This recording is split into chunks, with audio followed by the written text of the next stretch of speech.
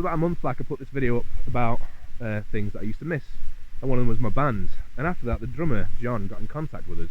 We started talking. And he's here today. I also told him about, well, we got talking about drones, and I said, oh, I just bought a Mavic Mini. And he went, ah, that's cute.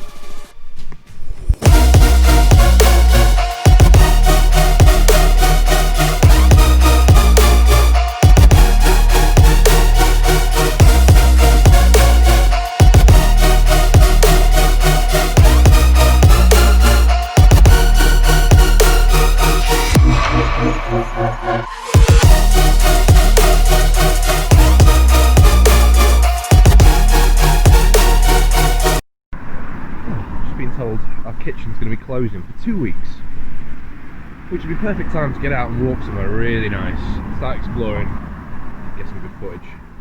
Sometimes life has a slightly different plan. So here's the score. Oh, can't hear me anyway, especially with a mask on, you'd be screwed. Here's what's happened. My rib cage. Do you remember in science class you always used to have that skeleton hanging up, and on its ribs there'd be a bit where the bone turns see-through where it all met in the middle? That's because that's cartilage. And the bit where my bone meets my cartilage and one of my ribs has just popped open.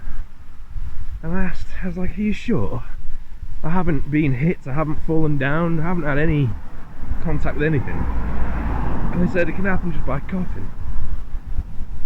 Just by coughing.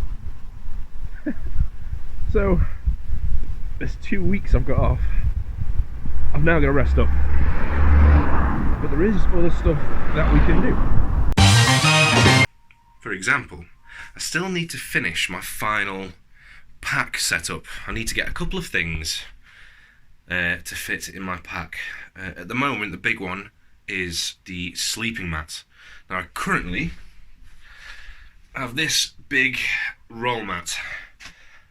And when you put it in the bag, it looks like this. As you can see, that's most of my bag. It doesn't really leave a lot of room for everything else. So, let's go get a blow-up one right now. Tiny thing, tiny thing. Let's compare these, seriously. I mean, loads of room now for everything else. So that's one thing we've done. What else can we do? Well, the obvious one was now try and test fit everything in my bag.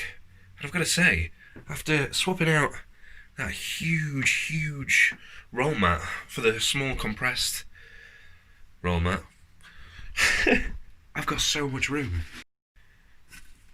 All this room left. Gallons of room for what essentially is just clothes and food now. So this bag's ready for a test run. The only thing that I need to improve it, well, I don't need to, but it'd be nice to, is you can get compression sacks. So you can put your tent in one, put your sleeping bag in one, and it's like airtight, and you squish it down, and it sort of acts like a manual vacuum pack, so you can really shape it to any shape you want to fit in your back and compress it as much as possible. That'd save me even more room. And they're only about £15–16. I think that's an idea.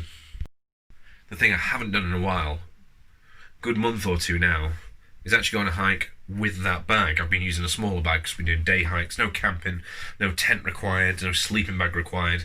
So I've just been taking one to fit my water and my food in. And the weather's not that bad. Let's give it a test run.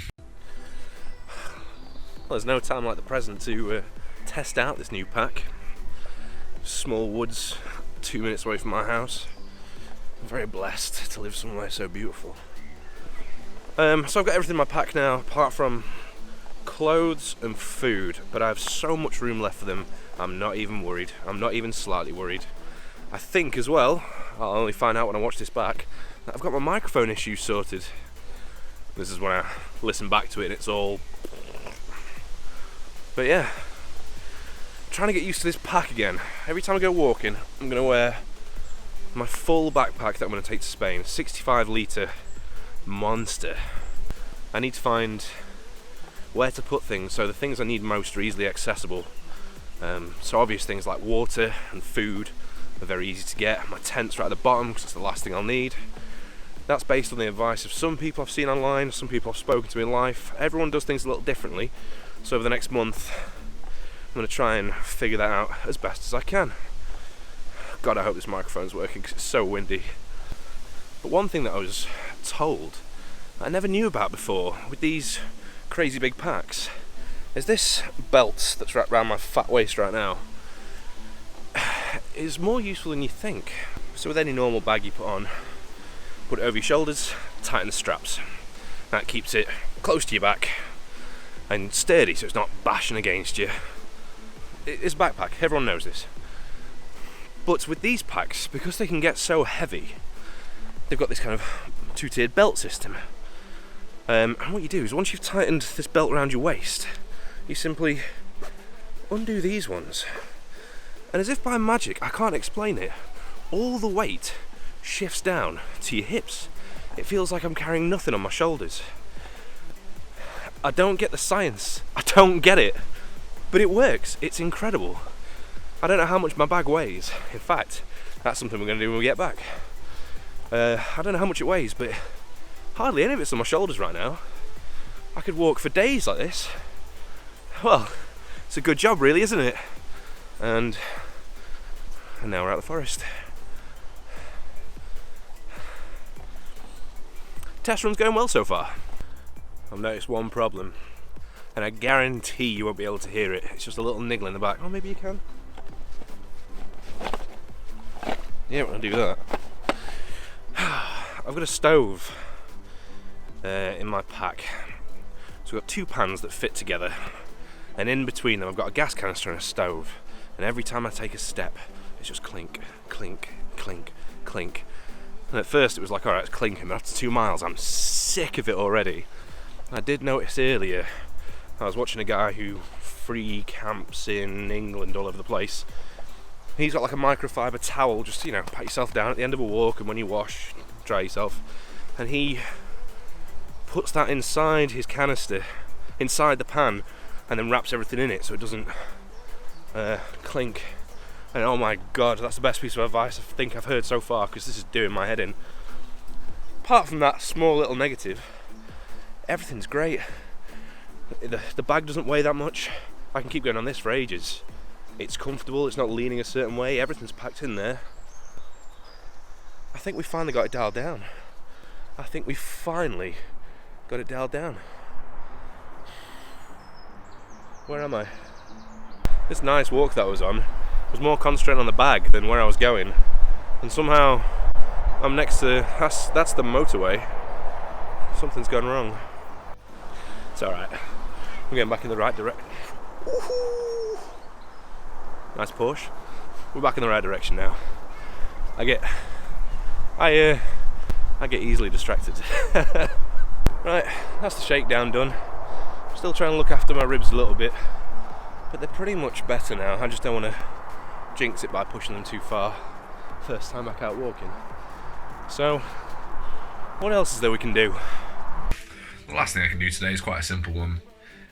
Before I set off, I'm going to have to wipe the entirety of my phone almost, so I've got enough memory to store all the videos I'll be taking every day, all the photos and stuff. But I won't have my regular editing software, which is Adobe Premiere Pro, so I won't be able to make intros and outros. So what I can do is make just standardised ones.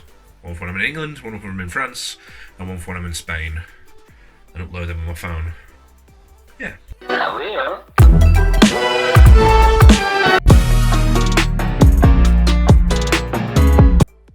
This video was filmed all over the week, starting from when my ribs were gone up until now when my ribs are much better. And even though we haven't been able to hike as much as we wanted and we haven't been walking as much as we could, we've still had a pretty productive week.